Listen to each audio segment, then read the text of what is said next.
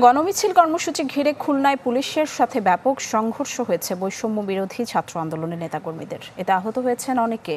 নরসিংদী ও লক্ষ্মীপুরে আওয়ামী লীগ নেতাকর্মীদের সাথে পাল্টাপাল্টি ধাওয়া হয়েছে আন্দোলনকারীদের। বিভিন্ন স্থানে শিক্ষার্থীদের সাথে সংহতি জানান নানা শ্রেণী পেশার মানুষ। বিজলি কেবলস যে কোনো স্থাপনার বৈদ্যুতিক সংযোগকে রাখে নিরাপদ। বিজলি কেবলস, নিরাপদ আজীবন।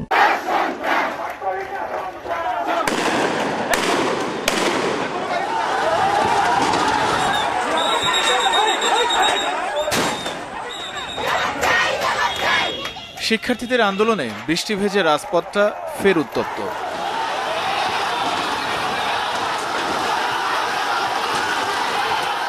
শুক্রবার দুপুরের পর খুলনা নিউ মার্কেট এলাকা থেকে বিক্ষোভ মিছিল বের করে শিক্ষার্থীরা।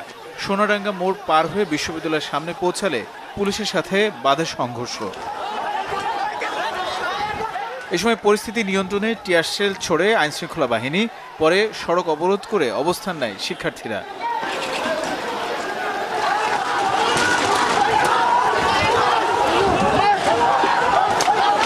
লক্ষ্মীপুরে পূর্ব ঘোষণা অনুযায়ী গণমিছিল বের করে শিক্ষার্থীরা। তাদের সাথে সংহতি জানায় বিভিন্ন পেশাজীবীরা। চকবাজার এলাকায় ক্ষমতাসীন দলের নেতাকর্মীদের সাথে সংঘর্ষ বাধে শিক্ষার্থীদের।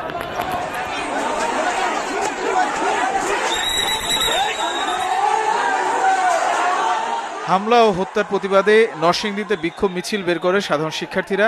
আরশিনগর এলাকায় তাদের বাধা দেয় স্থানীয় আওয়ামী লীগ ও ছাত্রলীগ। একসময় হঠাৎ দুপক্ষের মধ্যে ধাওয়া পাল্টা ধাওয়া ও সংঘর্ষ হয়। হবিগঞ্জে আন্দোলনকারী শিক্ষার্থীদের সাথে পুলিশের সংঘর্ষ হয়েছে। এ সময় উত্তপ্ত হয়ে ওঠে আশপাশের এলাকা। এর মাঝে স্থানীয় আওয়ামী লীগ কার্যালয়ে আগুন দেয় বিক্ষুব্ধরা। সিলেটে বৈষম্য বিরোধী ছাত্র আন্দোলনের ডাকা কর্মসূচি ঘিরে ধাওয়া পাল্টা ধাওয়া ও সংঘর্ষ হয়েছে। পরিস্থিতি নিয়ন্ত্রণে আইনশৃঙ্খলা বাহিনীর একাধিক সংস্থা গুলি, টিয়ার শেল ও সাউন্ড গ্রেনেড ছোড়ে।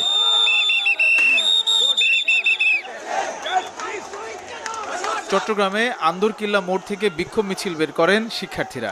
নগরীর লালদিঘি সহ কয়েকটি স্থান ঘুরে টাইগার পাস মোড়ে সমাবেশ করে তারা। গাইবান্ধা, জয়পুরহাটে পুলিশি বাধা ও বৃষ্টি উপেক্ষা করে গণমিছিল করেছে সাধারণ শিক্ষার্থীরা। এছাড়া বরিশাল, রংপুর, ময়মনসিংহ, পাবনা, কুমিল্লা, সিরাজগঞ্জ, গাজীপুর, বগুড়া সহ বিভিন্ন স্থানে পূর্ব নির্ধারিত কর্মসূচি পালন করেছেন শিক্ষার্থীরা। এ সময় তাদের সাথে সংহতি জানান অভিভাবক সহ পেশাজীবীরাও। তানিম রহমান, চ্যানেল 24।